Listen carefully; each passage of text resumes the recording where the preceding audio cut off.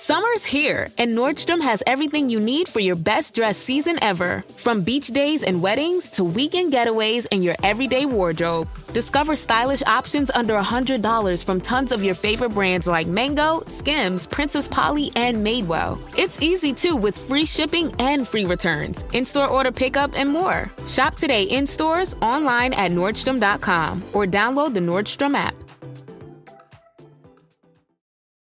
We are cultivate. Cultivate. We are cultivate.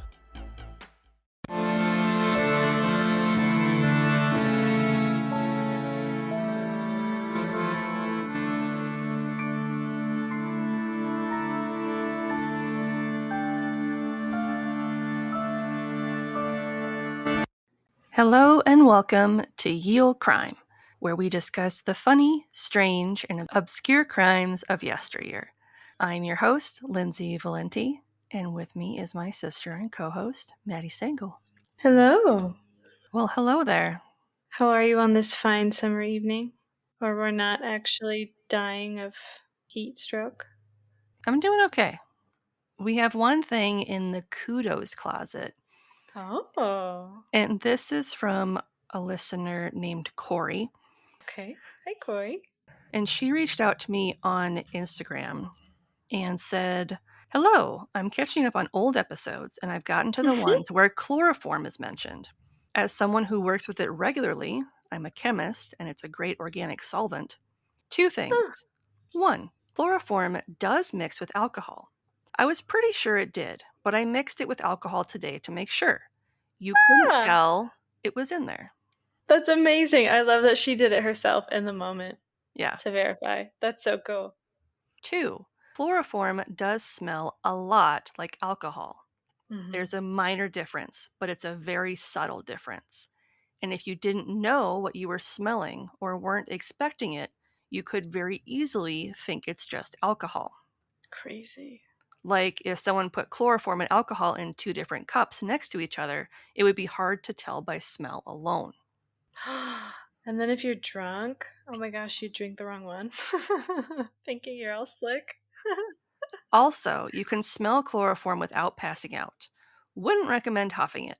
So, in case you're like, what is she talking about? This is in regards to our episode on the Pimlico poisoning mystery, where the husband, who had rotting teeth, died, and there was a whole bunch of chloroform in his stomach. Like a ridiculous amount. A very lethal amount of chloroform in his body because it's caustic. There was no indication on how it got in there because like his throat wasn't burned, his mouth wasn't burned. So that's what the mystery was, is how he was able to get all this chloroform in his stomach without it eating Without away any at sort the of tissue damage. Yeah. So I asked her, I said, I'm curious to hear your thoughts. And she said, the thought of chugging it down makes sense. But I also think if she was rubbing it on his gums to make it better, that she thought if rubbing a little bit on his gums made it better, maybe more would take the pain completely away and provide relief. So maybe that was his thought process. That's a bummer thought process, but I get it. Also, if he had that thought process, he could have thought that as well and downed it, then took the alcohol to help with the taste. Like when you give a kid Hershey's syrup after cough syrup to make it more bearable. I have never heard of that, but Yeah. that's good. Yeah. Yeah. And if he did that, he may have bypassed the burning that would have happened if he was like gulp, gulp, like right after the other. Mm-hmm. And she also says, and the other theories like her putting a tube down his throat seem so unlikely because there would be signs that he fought back. Yeah, exactly. And like that tube, if you didn't want that in your throat and somebody was shoving it down, there would be a lot of damage. There would be a lot of physical bruising. Yeah. And like tears. And she says also the likelihood that she managed to put a tube down his throat without causing any damage to him with no medical training seems next to impossible. Yeah, I agree. She also believes that he didn't do it on purpose as a means to like kill himself, that it was likely pain-induced and an accident. Like, the thought process was, like, I'm in so much pain, I'm not paying attention, like, and I just I'm killed gonna myself. take, instead of rubbing it on my gums, I'm gonna drink it and hope that that will fix it. And it did not. It definitely did not. So thank you, Corey, for reaching out. I really appreciate it. Yeah. It answered a lot of my questions about chloroform, and now we'll keep that in mind in the future. Heck yeah. Moving on, today we are going to be discussing the history of highwaymen. Okay. And information was pulled from the following sources: a 2023 We Are South Devon article by Kevin Dixon, 2021 The Boar article by Reese Goodall, 2020 London Ghosts article by Tony McMahon, 2019 Renaissance English History podcast post by Heather, 2017 Gloucestershire Crime History blog post by Jill Evans, 2017 Just History blog post, 2017 Reynolds News and Miscellany blog post, Beaconsfield Historical Society article by Claire Bull, Bite-Sized Britain post, Dark Oxfordshire article, The Gazette article, Historic UK article by Ben Johnson, History article by James Brigden, History of Bath, Volume 13 article by Barbara White, New Histories, Volume 2, Issue 5 article by Tom Moult, our Warwickshire article by Anne Langley, Watford Observer, Wikipedia, and a Wiltshire and Swindon History Center article by Sophie Bunce. Very extensive. That was really impressive, the amount of difficult names, all in such a small space. Yes. So many shires, all of them difficult to pronounce. Yeah, all of the shires. And thank you to Carrie Ann for her research assistance on this episode. And links to all of these articles will be included in the show notes. We love to hear from you, and there's a couple of ways you can reach out to us. You can email us at yeoldecrimepodcast@gmail.com, where you can send us story ideas, share any spooky stories you may have, fun gifts, or even just to say hello. You can also reach out to us via snail mail. Remember mail? Our mailing address is Ye Olde Crime Podcast, P.O. Box 341, Wyoming, Minnesota 55092. Fun fact, we like to send out thank you cards with fun stickers you can't get at our shop, so it's worth the cost of a stamp. Stand and deliver your money or your life. This was a phrase that you never wanted to hear when traveling on the road, especially at night, as that meant you were in the presence of a highwayman. I love that they all shared the same catchphrase warning. It was very similar. Like, if it might not have been verbatim, but that was essentially what they would say. That was kind of like the colloquial, this is what we're doing. Highwaymen were robbers who targeted travelers, compared to footpads who would travel and rob people on foot. Highwaymen used horses to get around and rob those they encountered on the road. Okay, pause. Have you ever heard of footpads otherwise before just now? Because I haven't. No. And I think that's hilarious that it was lost to time because of how awful and stupid of an idea it was. Yeah. To just rob somebody by foot. Yeah, I think the only way you would get away with that is if you shot them and then walked away. Or in a crowded street, maybe like a pickpocket kind of a thing, but then you'd be called a pickpocket. Yeah, they have their own name. This is different. Yeah. So who were these people? Yeah. They also went by other names in different countries, known as road agents in the United States and bush rangers in Australia. So that's just 2 examples. Bush rangers, because of the wild bush. Mm-hmm. Honestly, that would be the scarier of the options, I would think. If you were just hiding, surviving well enough in the bush that you're hiding and you are a predator in the bush, that's impressive, because I feel like insects try to kill you in the bush. The fact that you can survive at night, see well enough at night, and also attack somebody at night. Well enough to have a name for yourself, mind you. In the quote-unquote land of the criminals, too. Yes. You know? Yes. So many things. Highwaywomen were also popular, but often disguised themselves as men. Makes sense. Gotta look more intimidating. And I'm sure if people thought you, knew you were a woman, they would be more Oh likely to yeah. fight back. Yep.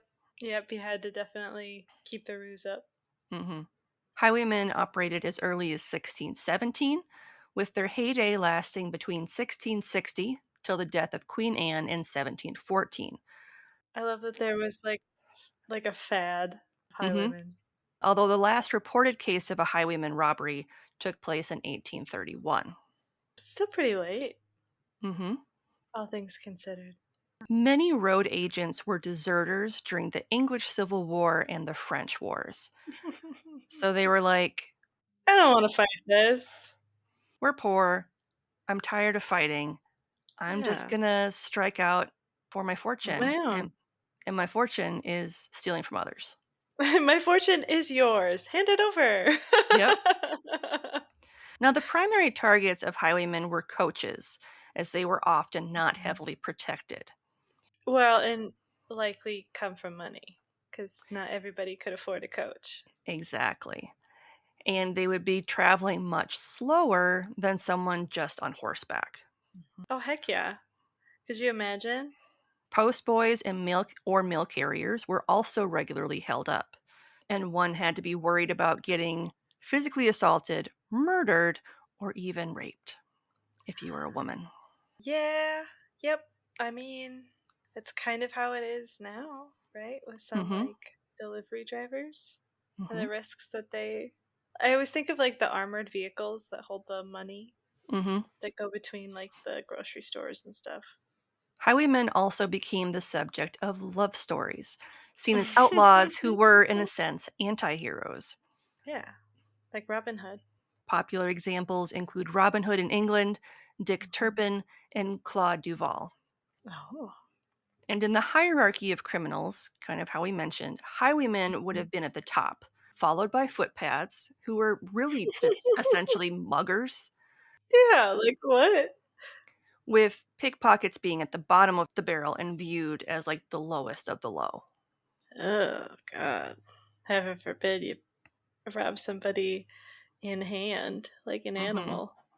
Now, the most common places to encounter highwaymen were on the main roads surrounding London, particularly in deserted areas of woodland.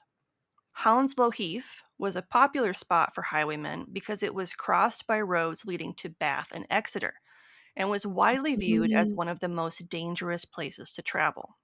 Okay. So that's kind of like the only path or the main path you could take to go to those kind of nicer, more quote unquote upper Like upper middle upper class or crust whatever. Yeah. neighborhoods. And those were also routes that people who were perhaps vacationing from their homes in London. Oh yeah, like the bath. Yeah. Bagshot Heath, located in Surrey, was another popular spot on the way to Exeter. Other familiar places include Shooter's Hill on the Great Dover Road and Finchley Common on the Great North Road.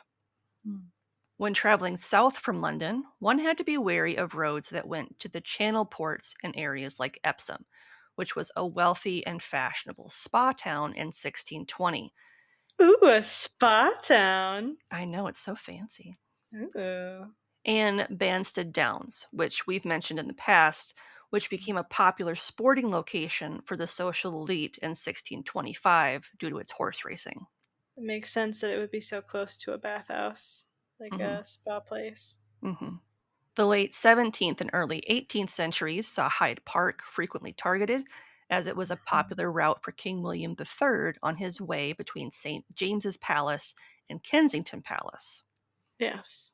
And fun Okay. fact, it became the first artificially lit highway in Britain when they started regularly lighting it with oil lamps.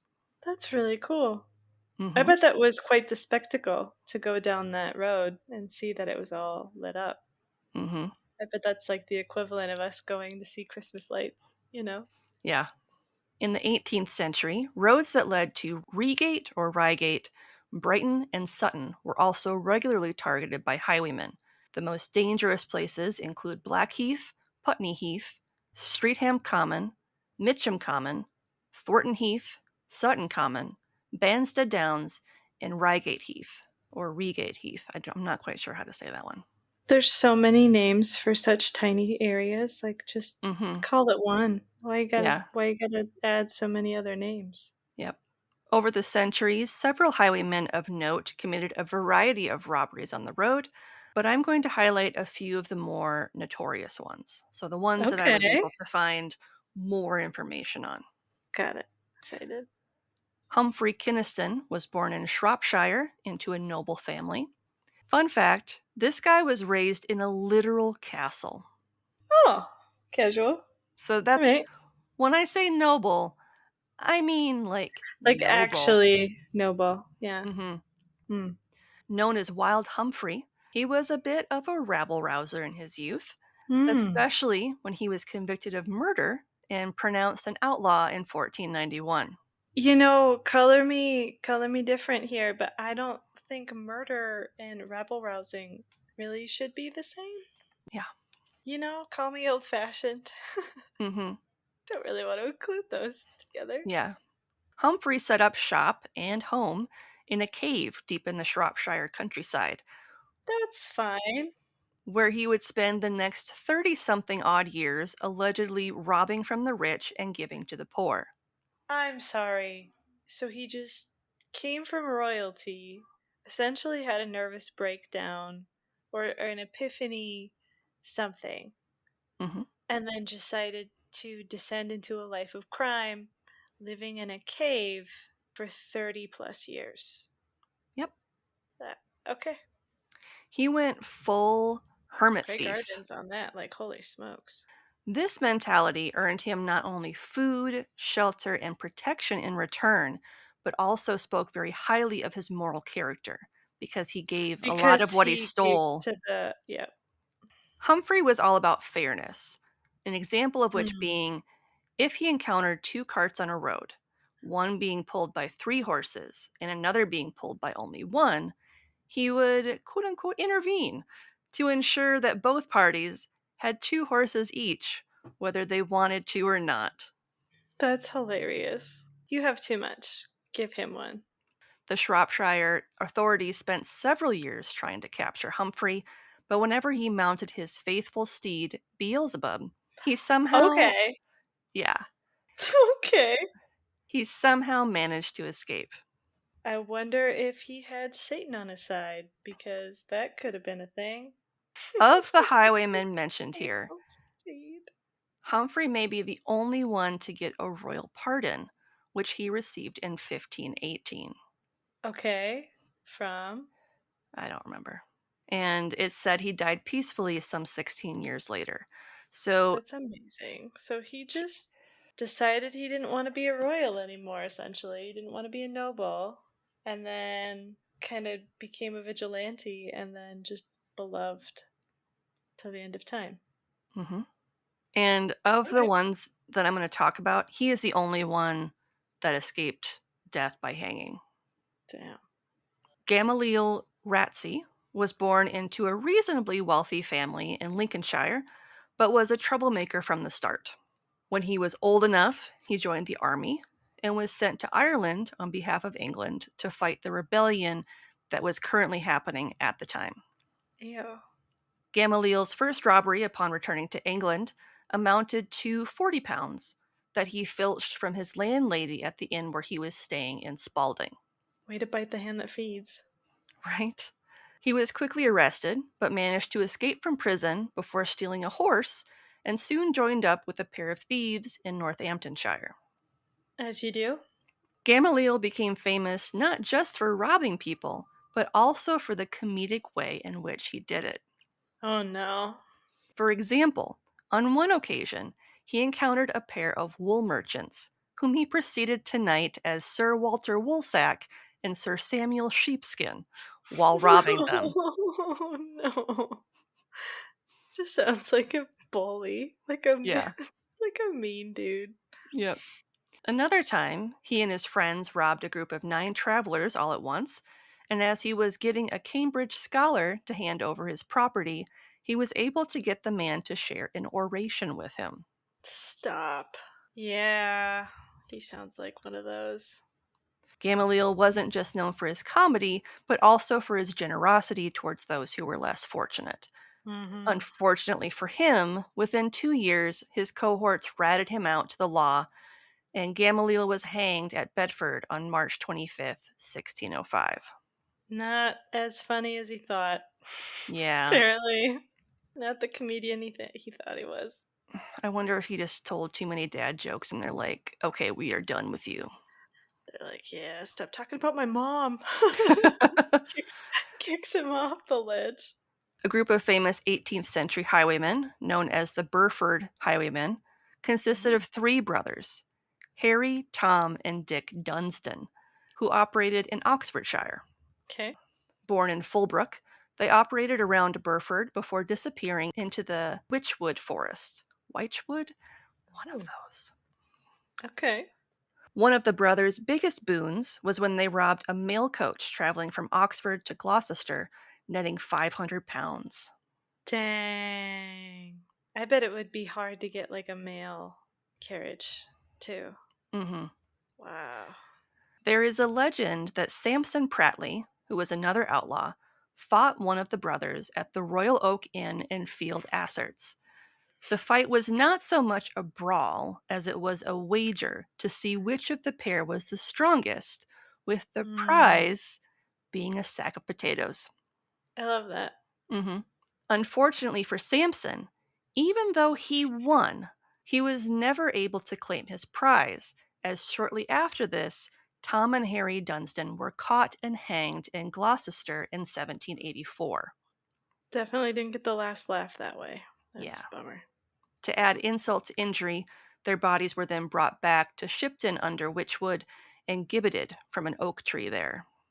Oh. And for those who forget, or who have forgotten or don't know what gibbeting is, it's when you're essentially put in a cage and left to rot until there's like nothing left of you. As like That's a awful. warning. It's like a warning to other This is what highwaymen we or do. criminals. Yep. This is what we do to thieves. Yeah. Dick, meanwhile, had died before the brawl with Samson after his brothers had to cut off one of his arms to free his hand when it had become trapped in a door shutter during a botched robbery attempt at Tangley Manor. Horrific. What a horrible way to die. 99% sure he just bled out. Yeah. And that's how he died. Just bled painfully after his brothers probably really horrifically cut off his arm. I don't know why they didn't just cut his hand off, but, you know, Yeah. you do you, Dunstans. That's crazy. As I mentioned earlier, it wasn't just men who roamed the countryside.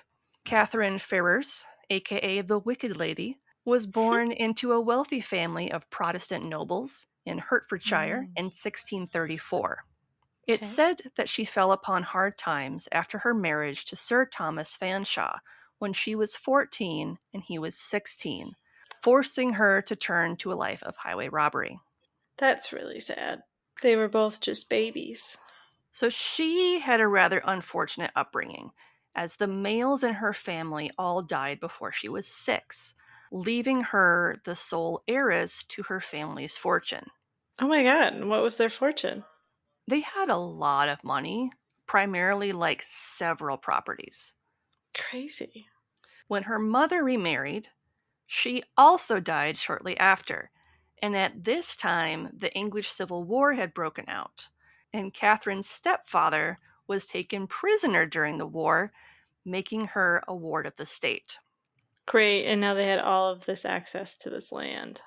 Sent to live with her stepfather's sister, both of whom were royalists, so they had to give money to the crown. Yep. She was quickly married to her stepfather's nephew, who assumed control of her many assets and started selling them off hand over fist to his and his family's benefit. Great. Because when you were married back then, your husband then controlled all of your assets. Legends tell that Lady Catherine held up several travelers in Hertfordshire, especially around No Man's Land Common. Fun fact, a pub in St. Albans now bears her moniker of the Wicked Lady Pub. Nice. Catherine would sneak out of her mansion at night via a secret staircase, and some reports state she even killed a constable. It's unclear what her motivations were for taking up a life of crime. It could perhaps have been a way to regain her lost fortune, to take control of her life, given that her husband was often absent from their home. We'll never know. All of the above. She was a woman who was dealt with the worst hand ever. Mm-hmm. Never had control of all this money that she Had inherited, yeah. had inherited. It was hers. Catherine's luck ran out on No Man's Land Common in June of 1660, when she had her last robbery. Legends say that something went wrong, and she ended up getting shot before riding off into the night. The wound proved fatal, and her corpse was found the next day by her servants, still dressed in the male highwayman clothes she had been wearing. Man. She was 26 at the time of her death. Holy smokes. That's a lot for such a young life. The controversies surrounding her life and whether she was a highwayman persists due to several curious items.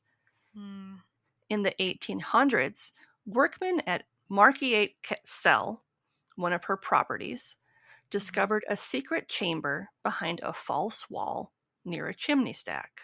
Casual. Totally not like pre-ye old Batman. Yeah. Could this have been how she was sneaking out of her house? Another was the fact that she was buried at St. Mary's Church in Ware instead of in the Fanshawe family vault, as would be expected. So, like, the family might have known and already disowned her because of it, potentially. Additionally, the area she was said to haunt, particularly No Man's Land, wasn't close to Markyate Cell Manor, and in fact, that property was sold 5 years before she died by her husband's family. So she didn't even live there anymore 5 years prior to her death. Oh. So there's all these really kind of weird things going on. Yeah, like nothing's really adding up. Kind of like Edgar Allan Poe's death. Yeah, so something's kind of weird there. Moving on, John Nevison, also known as William Nevison, was born in 1648 near Doncaster and was a highly successful highwayman who operated outside of Newark, Nottinghamshire during the 1670s and 1680s. It was said that he never used violence and only robbed the rich. His nickname, Swift Nick, was the result of an alibi he used in 1676 to avoid the death penalty. Ooh. This famous ride, which was 200 miles over 12 hours from Kent to York, Oh, man. allowed him to engage in conversation with the Lord Mayor of York over a bowls match at an inn. Okay. So, it's said that he made this crazy ride in order to secure an alibi, whereas it would have been impossible for him to have committed whatever the crime was. Because he was there. Mm-hmm. 12 hours for an alibi. 200 miles. That hurts now by car. I feel bad for that horse. Yeah. John also ran protection rackets and once joined a band of countryside rogues through a very bizarre rite of passage.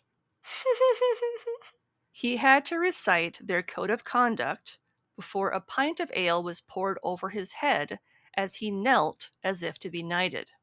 Yeah, that would definitely happen now. I feel like that's way more common. It's like hazing, yeah. Yes, they hazed him. Exactly. He was then married to a 17-year-old girl, the ceremony of which was performed with the pair lying on the ground with a decapitated chicken between them as they recited their vows. Why? I don't know. Just 'cause? Just 'cause, I guess. And the couple then spent their wedding night in a barn. I mean, that checks out after that story, but I still don't like it. And I don't know when in the timeline this happened and how old he would have been at this time. So this gang that he joined met at the Talbot Inn in Newark, and they would prey on travelers along the Great North Road. Okay. He was arrested several times over the years, and after famously escaping in 1681, he was able to get away with it after playing dead, a ploy he was able to pull off after an accomplice who was impersonating a doctor pronounced him dead from the plague. That's amazing. It's like getting out of something because of COVID. Yeah. John killed a constable, a man named Darcy Fletcher, when he Ugh. attempted to arrest him.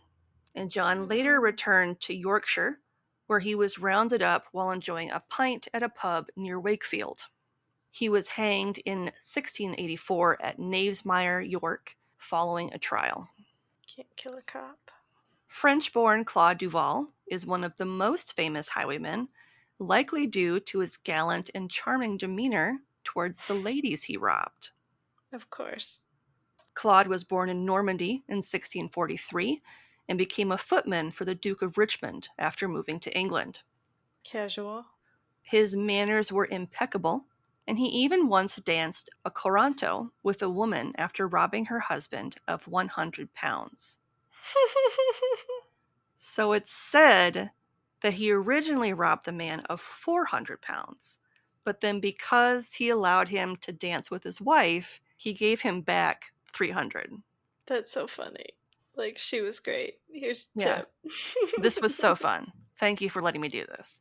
That's so ridiculous. Claude was caught on January 20th, 1669, and the following day he was hanged at Tyburn before he was buried at Covent Garden at the age of 26 or 27. So young again. Mm-hmm. What the hell? The epitaph on his headstone, before it Oh, was this- destroyed, This ought to be good. read, quote, "Here lies Duval. Reader, if male thou art, look to thy purse. If female, to thy heart. Much havoc has he made of both. For all men he made stand, and women he made fall." End quote. I love that for him. I love it too. You go, Glen Coco. Another famous highway woman is Jane Voss, who was born in London before running away from home as a teen to join a gang of thieves in Surrey. The traveling troupe taught Jane all she needed to know before she moved west, where she and her boyfriend would become a sort of Bonnie and Clyde-esque duo with their pistols, robbing travelers wherever they went. Yeesh, not good. Jane was so good at pickpocketing that thieves in London turned to her to learn the craft. I love that. It said she even taught Thomas Sadler, who filched the Lord Chancellor's mace in 1677. Amazing. The reality of Jane's life is hard to pin down to separate fact from fiction. At one point, she managed to escape from prison in Wiltshire, forcing her lover to take the fall, literally, when he was hanged at the gallows. That's not great. Some accounts of her life state that as many as 18 paramours and friends of hers ended up at the end of a noose. 18. 18. That's a Black Widow right there. Jane spent time in Newgate Prison over 12 times before her final stay, after which she was taken to Tyburn on December 19th, 1684, and executed for stealing a silver tankard. That's what she ended up getting killed for? Because they That's a were able to bummer. prove it. Wow. Yep. A life of crime, and that's what you get hanged for. How anticlimactic. Right? Fun fact, in 1692, the Act of Parliament for the Apprehending of Highwaymen was passed, which established a monetary reward for those who helped capture a highwayman and also offered immunity to any who gave up their accomplices. Oh, wow. So it's kind of the first time that was introduced into modern society. Like, not only will we let you have the reward, but we also won't hang you if you rat on your friends. Wow. Yeah, I bet that was literally the only way they could ever get people to do it. One of the most ruthless and feared highwaymen was William Spigot, who terrorized southern England in the early 1700s. William led a gang for almost 12 years that would force people who traveled by coach to give up their coin and possessions at gunpoint. William was arrested in January of 1721, along with his gang, at a tavern by Jonathan Wild, the famous thief catcher. During the scuffle, William shot the pub's landlord in the shoulder.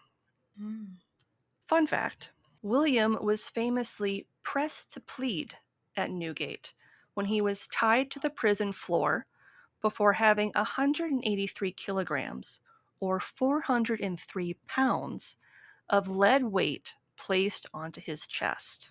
Oh my god. Awful.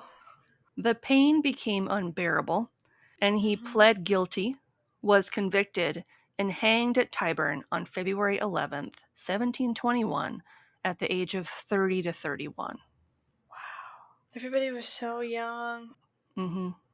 Arguably one of the most famous highwaymen was Dick Turpin, born in 1705 at his father's pub in Hampstead, Essex. Deer poaching had become a significant problem in the Royal Forest of Waltham, and he joined a group of deer thieves in his mid-20s in Essex. His cohorts would utilize many accomplices to help dispose of the stolen deer, thanks in part to Dick's experience as a butcher, which is a trade he had acquired during his time in London. This is crazy. So, like, deer meat was kind of exotic and highfalutin at this point. Venison was highfalutin. Well, and not only that, but they were poaching deer in a royal forest. So they were essentially Yeah. stealing from the crown. That's crazy. The Gazette published several pieces about Dick and his gang, including in part the following regarded a 50-pound or 9,800-pound today reward for their capture. Quote, one member, Samuel Gregory, is described as about 5 feet 7 inches high, has a scar about 1.5 inches long in his light cheek, I'm assuming it means right cheek, is fresh-colored, wears a brown wig, and about 23 years old, is a smith or farrier by trade. Thomas Rowden was a little man, well-set, fresh-colored and full-faced, has small pock-holes in his face, wears a blue-gray coat and a light wig, a pewterer by trade, aged about 30 years, and Herbert Haynes, a barber or periwig maker by trade, is about 5 feet 7 inches high, of a pale complexion, wears a brown wig and a brick-colored cloth coat, aged about 24 years. And Richard Turpin, a butcher by trade, is a tall, fresh-colored man, very much marked with the smallpox, about 26 years of age, about 5 feet 9 inches high, lived some time ago at Whitechapel, and did lately lodge somewhere about Millbank, Westminster, bears a blue-gray coat and a light natural wig. End quote. So descriptive. Even down to the smallpox marks. Yep. Several members of the Essex poachers were executed in 1735, and Dick was indicted for burglary in June of 1737, but he avoided the noose. He was known as a thug, as it is reported he would torture women in their homes until they revealed the location of their valuables. Cute. He then turned to a life of highway robbery, operating out of Epping Forest, and it wasn't long before a 100-pound bounty was placed upon his head. Dick's quote-unquote base of operation was the Old Swan Inn in Rotten-on-the-Green in Buckinghamshire. Even with the bounty, Dick continued his life of crime, robbing 5 people who traveled via coach on Barnes Common, as well as others who traveled between Putney, Kingston Hill, and Hounslow Heath. So he kind of frequented the scariest or scarier ones. Yes. So he was one of the guys that went bump in the night. Yep. Dick shot and killed Matthew King, a fellow highwayman, and Thomas Morris, whom he shot after he attempted to capture him in 1737. Not long after this, the bounty on his head rose to 200 pounds. Yeah, I bet. Dick soon fled to Yorkshire, where he used the alias John Palmer, stole horses, and sold them at Braw Market. He found himself in the Beverley House of Correction after he shot his landlord's rooster. What a way to go. Dick was transferred to York Castle Prison, where his true identity still hadn't been exposed. That's crazy. Like, everybody had no idea that they caught, like, this super prolific man.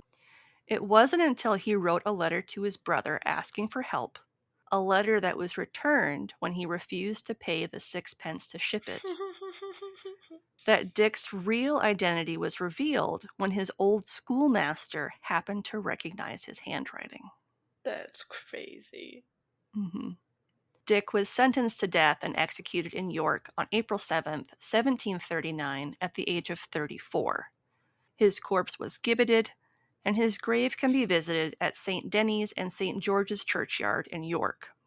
Jerry, the Laughing Highwayman Abershaw, was born in 1773 and operated near his hometown of Kingston upon Thames on the roads leading southwest of London. Jerry was described as handsome, even dashing, but he was rightfully feared for his reputed brutality. A famous story surrounding Jerry was when he had to call a doctor to see him at his base of operations, the Bald-Faced Stag Inn, during the middle of the night.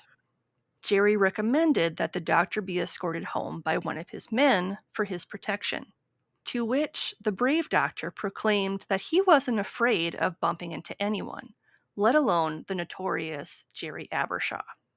That probably wasn't a good thing to say. He had no idea that he had treated that guy. Oh my god, that's amazing. To the best of my knowledge, they did let him go. Like, they thought it was funny that Yeah. yeah. I'm sure they did. And then he was like, Jerry was in London in January of 1795 when he shot 2 men who had been sent to arrest him. He killed one of them and injured the other, and as a result was hanged at Kennington Common in August of 1795. His corpse was later gibbeted at Putney Common. They really liked gibbeting then. Mm-hmm. As we have been discussing, there was a heavy price to pay if one was found guilty of committing acts of robbery, especially robbery with violence. Yeah. Hanging at the gallows was the quickest end, and the primary location of the hangman's noose was Tyburn Tree. Many of those found guilty in London or Middlesex would end up here, and those who came to watch the public executions always admired those who laughed and joked before the trapdoor was released. Messed up. Tom Clinch, real name Tom Cox, was hanged at Tyburn in 1691, but Jonathan Swift immortalized the story of his highwayman days in 1727, and this is the author of Gulliver's Travels. Really? Mm-hmm. Nice. Quote, as clever Tom Clinch, while the rabble was bawling, rode stately through Holborn to die in his calling, he stopped at the George for a bottle of sack, and promised to pay for it when he'd come back. The maids to the doors and the balconies ran, and said, lack-a-day, he's a proper young man. But as from the windows the ladies he spied, like a beau in the box, he bowed low on each side. End quote. Ridiculous. The quote-unquote last highwayman to be hanged was James Snooks. James was born in 1761 at Hungerford, and he didn't take up a life of highway robbery until he was 40. Wow. So Yeah. he outlived most of these people who died like a decade before Yeah. he started his life of crime. In May 1801, James robbed a man named John Stevens, who was delivering mail between the towns of Tring and Hemel Hempstead before he fled to London. John alerted High Constable John Page of Berkhamsted about the robbery, and a warrant was issued for James's arrest, offering a reward of £300 or £19,500 in today's terms for his capture. That's insane. Mm-hmm. Wow. James was able to evade detection until December, when he was apprehended and taken to Newgate Prison before he was transported to Hertford Assizes to stand trial.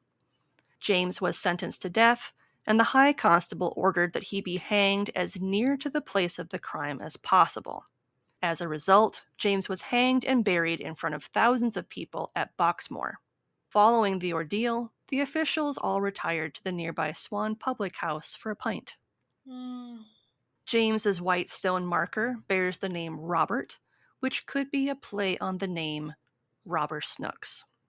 Ah, rude. Highway robbery started to decline in the early 1800s.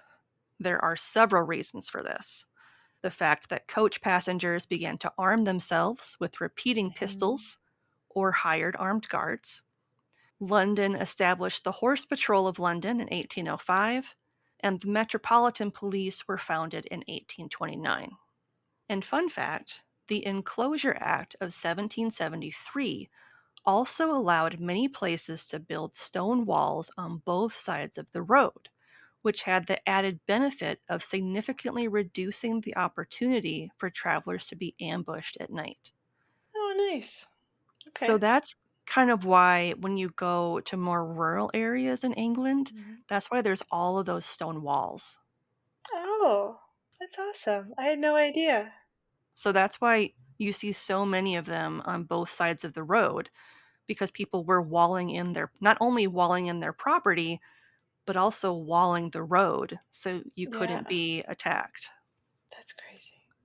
Another reason for the decline is that gold and silver coins were also being traded for banknotes and checks, making it easier for people to conceal their money when traveling.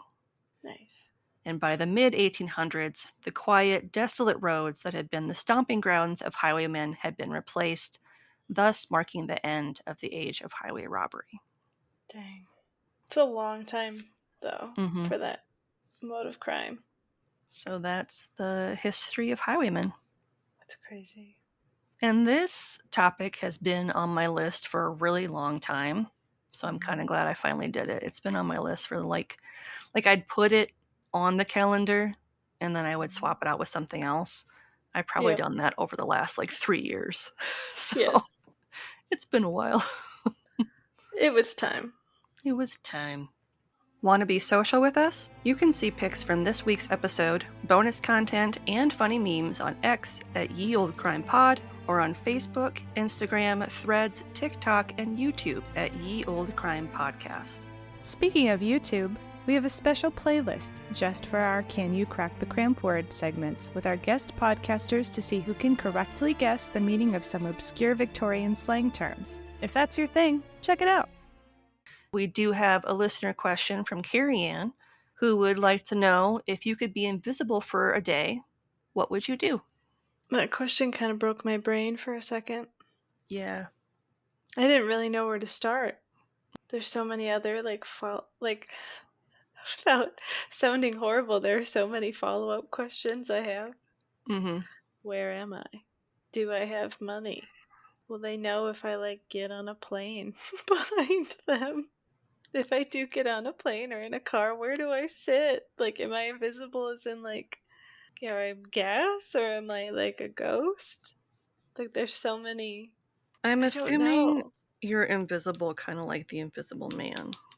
Yeah. But I don't know if that means you have to be naked to be fully invisible, or if your clothes are also invisible. I wasn't even thinking about that. Yeah, because, if you eat something, is it just, floating in the air as you eat it until you eat it?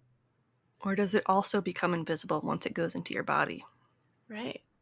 Yeah, that's what I mean. Only that, when you're holding it and you're chewing on it, it's just like a croissant floating in the air for no reason. I would be a total shit. And I would do, pranks. I would drive my car someplace, and people would be like, how is this car driving? No one's driving this car. I would go somewhere and release the animals. I don't know what kind of animals or where I would go. Just any kind of animal. But it would be funny to just open up an enclosure. Heck yeah. Probably on a farm or something, because that's the only thing I think I could get access to. That's amazing. I would sneak into a movie or something without having to pay for it. I wouldn't steal things, because you would still be, the things would be floating with you. Right. Or you'd have them the next day or whatever. And easily get caught. Yeah, speaking of the driving thing, maybe I would try to drive somebody else's car so they wouldn't know that it was me. Nice. Now that I'm thinking about it. There you go. It would be fun to go into a quote-unquote haunted place.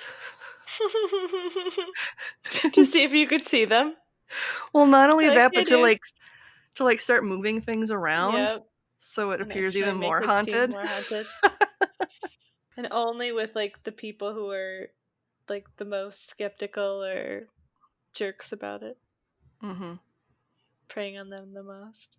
Mm-hmm. Like Yeah, I some like dude it. bro who's there with like his girlfriend, and he's like, "This is stupid," and then I like hold his hand or something, or like blow on the back of his neck, Amazing. something creepy. Yeah, I like it. What about you? I don't know. Like, I keep trying to think that I'm gonna do something really cool and dramatic and like change the world by getting rid of people. But then I'm like, do I still have diabetes? Am I still like just as weak as I am now? Is my aim just as bad? So even if I try to throw like a dart or somebody in someone's direction, it just hits the wall next to them and not like falls gently in their laps instead of actually doing anything. Well, yeah, and then would you be invisible to yourself too? Yeah, like could you see the stuff in your hands? Like Or I was thinking for you, like, would you be able to, if you had to inject yourself, be able to see your no. body to be I able just to inject yourself? really hope that my pump wouldn't expire at that day. Otherwise, everybody would know where I was because the alarm would just be going off everywhere. I'd be like, beep. Actually, that would be really funny if it was just like something you've wished for your entire childhood is to be invisible for a day, and then it just goes wrong because your durable medical equipment malfunctions while you have a superpower. You're just a floating sensor. Like, you can see the sensor on your arm just floating around. And it's like half on the body, right? Like the tape is kind of like messed up and like smudged, like Yeah. folded over. People are It like, what the hell? just smell like the metallic tang of insulin. I'd be like, it's fine. Sorry guys, I can do it. I might see my phone so I could turn it off. Deactivate it. Oh man. That's how I would have the day. I would have it be so chaotic that I wouldn't even be able to enjoy it because it like anything that could go wrong would, and then it would wear off. But I had the best time, you know? Mm-hmm. Like just the most obvious invisible woman there ever was. The invisible woman that was definitely seen. Mm-hmm. Yeah, I would just go and like wreak total havoc somewhere That could be fun. and It'd have a be really lot of fun fun to doing pretend to it. be a poltergeist. Yeah, that'd be a good time. We wouldn't be here without support from listeners like you. If you're interested in supporting us financially, you can leave a one-time or monthly donation over on Buy Me a Coffee or our Venmo page. Links are in the show notes. And we make a point of reaching out to send you a thank you note and stickers to show our appreciation. Want to show your support in a more concrete way? Pick up some Yield Crime merch over at our TeePublic shop. We shout out whenever there is a sale each month, and we work to make sure we're creating new designs and changing it up whenever possible. And hey, thanks for listening. Speaking of good time, What's something good you want to share? I don't know, I've just been having a good week or so. We've got one of the kiddos in the house, and it's just been really nice. It's just been nice hanging out with a cool kid during the summer, doing crafts and remembering to go outside. You know, Mm-hmm. it's just been it's Touch just grass. been a really nice week hanging out with family.